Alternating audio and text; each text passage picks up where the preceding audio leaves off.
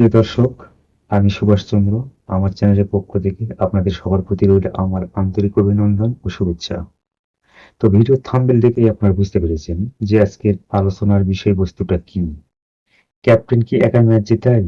এই প্রশ্নটা আপনাদের মাঝে রাখলাম। আপনারা তা জানাবেন।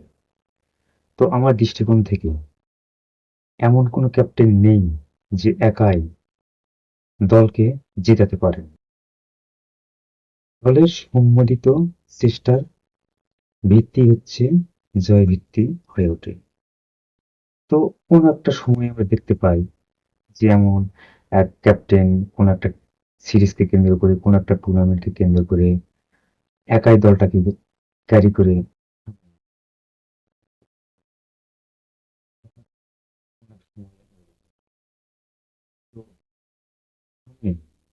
অর্থাৎ হয়ে গেল যেটা ইংল্যান্ডের মাটিতে অ্যান্ডারসন এবং টেন্ডুলকার টেস্ট সিরিজ পঞ্চমতম দিনে ইংল্যান্ডের প্রয়োজন ছিল 4 উইকেটে 33 রান এবং ইন্ডিয়ার প্রয়োজন ছিল 4টা উইকেট। কিন্তু তখনও ইন্ডিয়া ইন্ডিয়াকে পিছিয়ে ছিল। এটা একটা চাপ।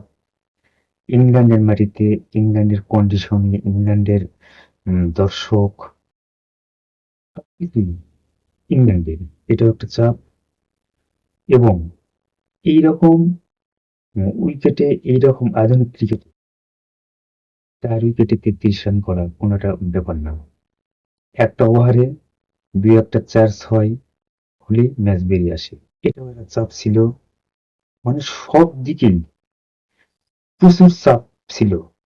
কিন্তু সেখানে প্রসিদ্ধ কৃষ্ণা এবং মোহাম্মদ সিরাজ, তারা কি দুর্দান্ত বোলিং করে তাদেরকে গুড়িয়ে দিল।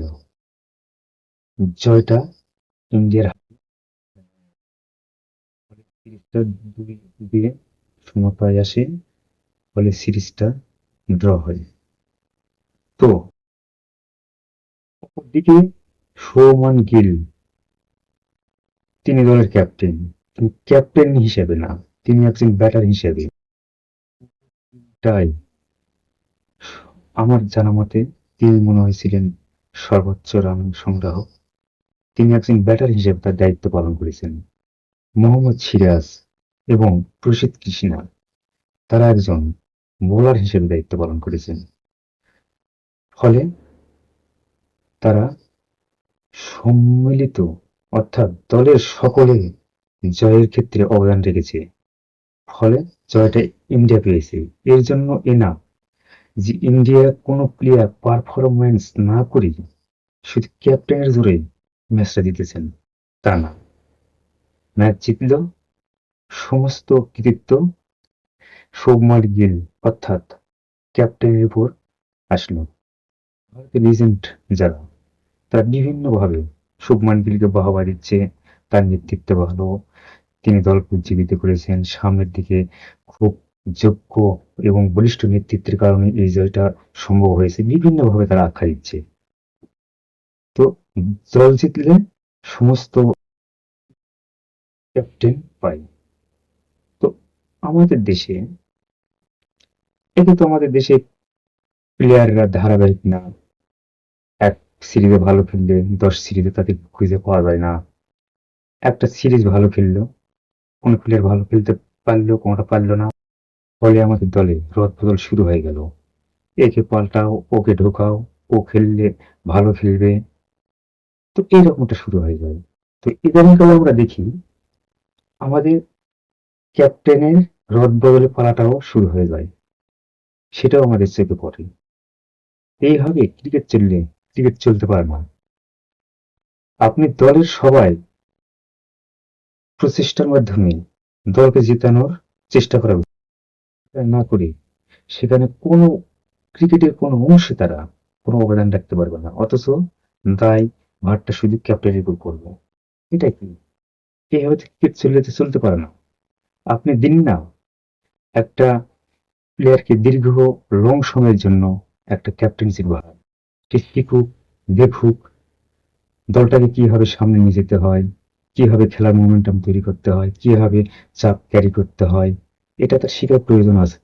এটা দীর্ঘ সময়ের ব্যাপার। হুট করে আপনি একজনকে ক্যাপ্টেন্সি দিলেন, বাদ দিয়ে আরেকজনকে দিলেন, এটা হয় না। এটা ক্রিকেটে হয় না। এটা ক্রিকেটের কোনো দেশে হয় না, শুধু আমাদের এটা বাংলাদেশে হয়। তো এই পর্যন্তই।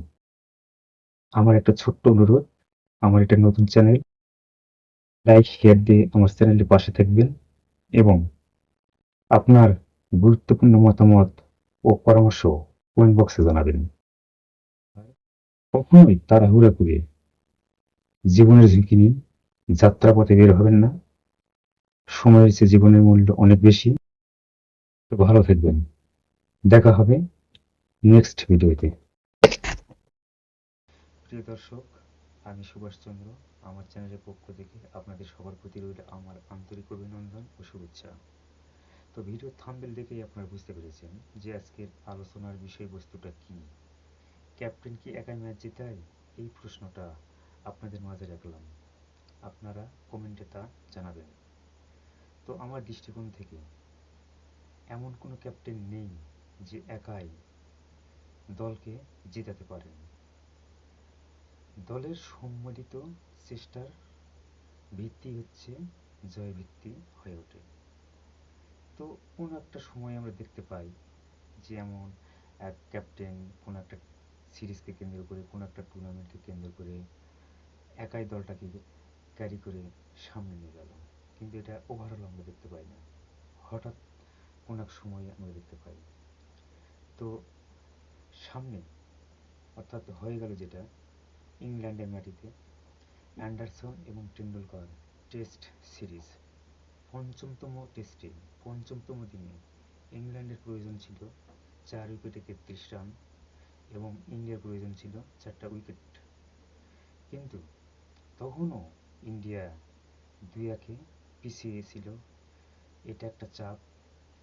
ইংল্যান্ডের মাটিতে, ইংল্যান্ডের কন্ডিশনে, ইংল্যান্ডের দর্শক, সব কিছুই ইংল্যান্ডের, এটাও একটা চাপ।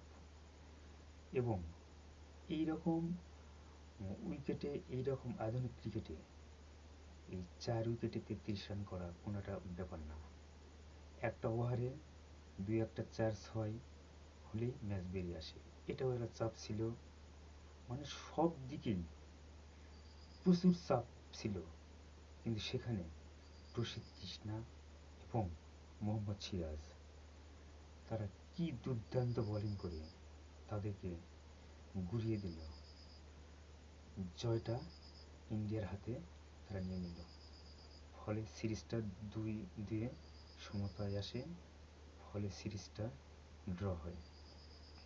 তো অপরদিকে সৌমান গিল, তিনি দলের ক্যাপ্টেন। তিনি ক্যাপ্টেন হিসেবে না, তিনি একজন ব্যাটার হিসেবে পুরো টিমটাই, আমার জানা মতে তিনি মনে হয়েছিলেন সর্বোচ্চ রান সংগ্রাহক। তিনি একজন ব্যাটার হিসেবে তার দায়িত্ব পালন করেছেন। মোহাম্মদ সিরাজ এবং প্রসিদ্ধ কৃষ্ণা, তারা একজন বোলার হিসেবে দায়িত্ব পালন করেছেন। ফলে তারা সম্মিলিত অর্থাৎ দলের সকলে জয়ের ক্ষেত্রে অবদান রেখেছে। ফলে জয়টা ইন্ডিয়া পেয়েছে। এর জন্য এ না যে ইন্ডিয়া কোনো প্লেয়ার পারফরম্যান্স না করেই শুধু ক্যাপ্টেনের জোরে ম্যাচটা জিতেছেন, তা না।